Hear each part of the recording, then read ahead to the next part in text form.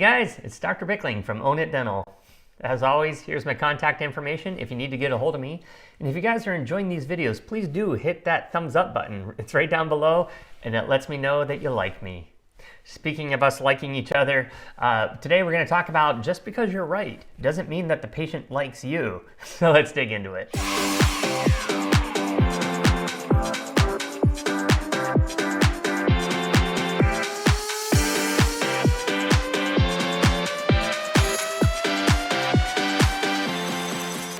All right, so today we're going to talk about, you as a dentist, you might be right when you diagnose something, but that doesn't mean that the patient likes you. And I have a picture of a mama lion and a baby lion here on purpose, and so that's what we're going to get into today. So today we're going to talk about Kimberly.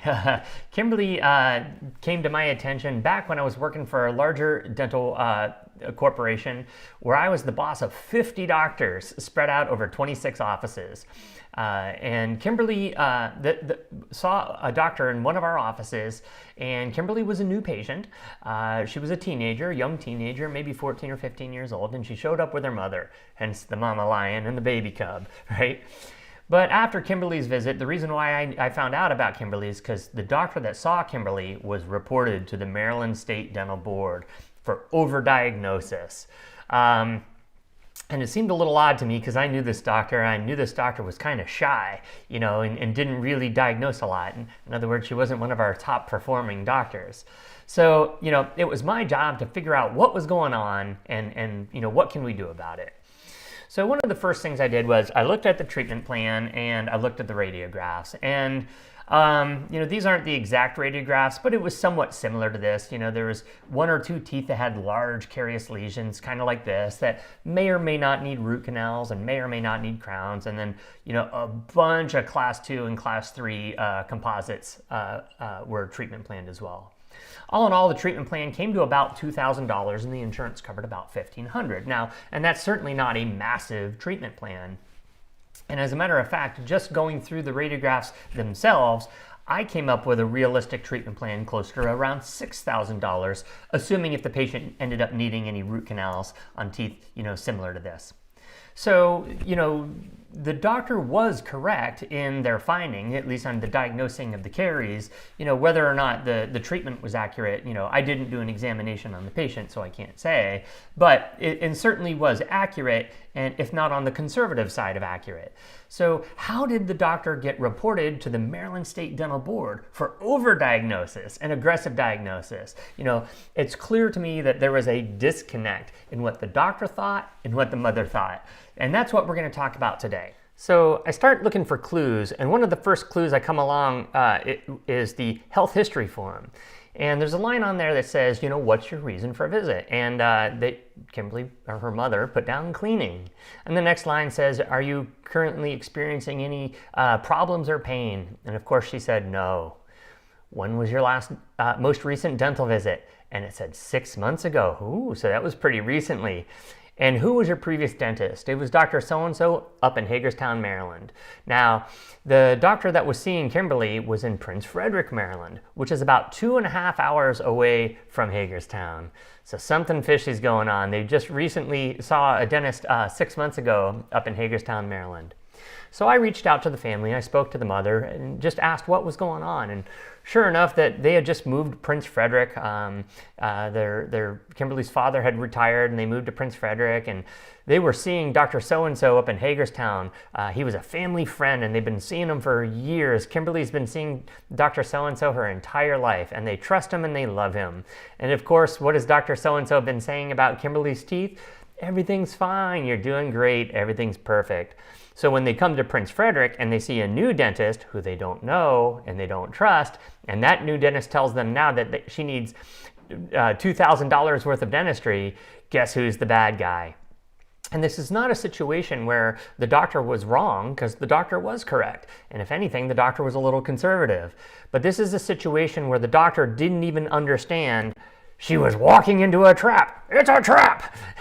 Because the parents loved this dentist and they trusted this dentist. And when you tell them, that patients, that they made a bad mistake by trusting that dentist, what you're really doing is you're insulting the patient and the decisions that they made. So we need to be a little smarter when we're walking into these situations. And this dentist just had no clue she was walking into a trap in the first place. So what do we do about it? I bring this up because I actually recently had the same thing happen to me while seeing patients. I still see patients 2 days a week, and I had a mother bring her 3 children in, 3 of her 5 children in, and before I walked into the room, I saw the radiographs of the oldest child. It was a 15 or 16-year-old daughter, and I saw at least 10 teeth that had class 2 or class 3 caries on it. And I'm like, oh no, it's a trap. So instead of me just walking in and seeing it and saying it, I decided to do something a little bit different. Like I said, I just don't walk in and I tell them, what I see. I need to find out where their headspace is before I can move forward.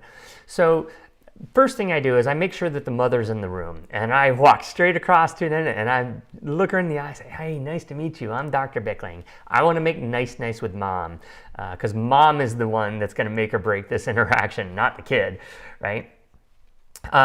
So then I would ask them, about their level of awareness and concern. And if you guys don't remember the video on awareness and concern, I'll post a link to that one up here. It's very important, because if they're not aware or not concerned about things, that's when you have to tread lightly. So anyway, I'll ask questions, hey, tell me about your previous dental experience. What did the previous dentist say? Are there any things that you're concerned with, or any things, so on and so forth. Now, if they bring up concerns, then you can absolutely agree with them. But if there's no concerns and no awareness of what's going on, that's when you have to be a little bit careful. Fortunately for me in this situation, the mother mentioned to me that they've been seeing the same dentist forever, and her oldest daughter, her youngest son, ended up having an abscess. And she said that was weird, because my dentist just kept saying that there was nothing wrong over and over again, but eventually ended up having an abscess. So she thought that, perhaps this dentist was just, getting up there in age and just was watching things. And so then in that situation, I said, yeah, you're right. Here are some, cavities that I see on your daughter. I can point them out to you, and then we can discuss what your options are if you'd like that. And she agreed to that. All the time I'm treading lightly, and I'm asking permission to show them x-rays and asking them and giving them the options of, what they want to do. But that wasn't the case in Kimberly's case, because the doctor that saw Kimberly just went in there and she told him what she saw. Even though she was correct, she still got reported to the dental board.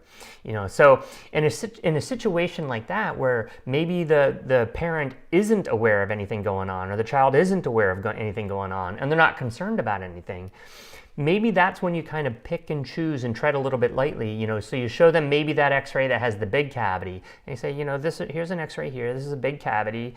There's some other teeth I have concerns with as well, but I think it's a good idea. Maybe we start with this tooth and get that fixed, and just kind of maybe ease your way into that relationship, and let the mother or the parents discover that perhaps the previous dentist was underdiagnosing. Let them discover that on their own. Let them come to that realization. Don't just shock them with it all of a sudden. Let them gain trust in you, and then you can move forward and be their dentist.